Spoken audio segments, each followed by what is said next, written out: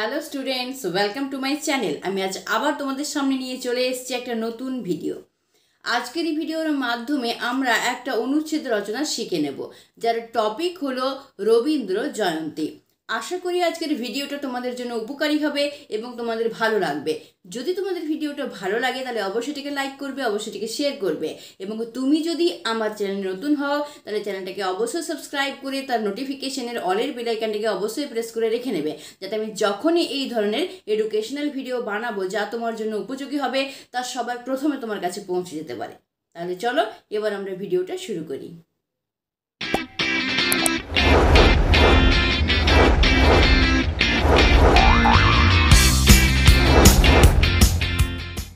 অনুচ্ছেদ রচনা রবীন্দ্র জয়ন্তী।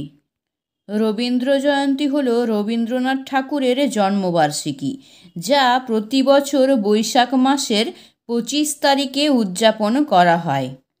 এটি বাঙালি সংস্কৃতিতে একটি গুরুত্বপূর্ণ উৎসব, যেখানে গান, কবিতা, নাটক এবং আলোচনা সহ বিভিন্ন সাংস্কৃতিক অনুষ্ঠানের আয়োজন করা হয়।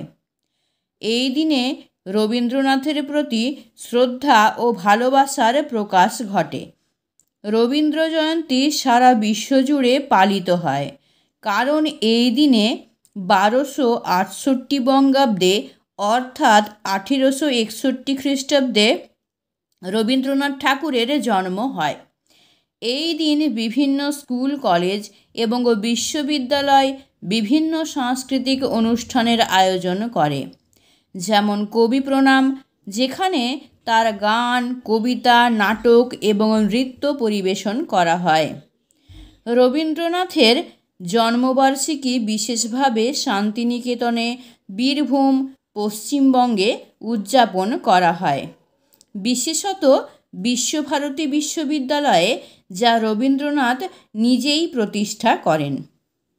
রবীন্দ্র জয়ন্তী শুধু একটি জন্মদিন পালন নয়, এটি একটি সাংস্কৃতিক উৎসব যা রবীন্দ্রনাথ ঠাকুরের জীবন ও কাজের প্রতি শ্রদ্ধা ও ভালোবাসার প্রকাশ।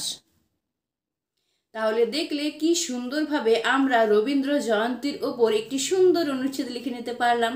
তোমরাও ঠিক এইভাবেই লেখার চেষ্টা করবে, তাহলেই দেখবে তোমরা এক্সামে খুব ভালো মার্কস পেতে পারবে।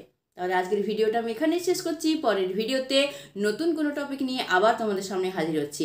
ততক্ষণের জন্য বাই, এবং ভিডিওটা দেখার জন্য তোমাদের অসংখ্য ধন্যবাদ।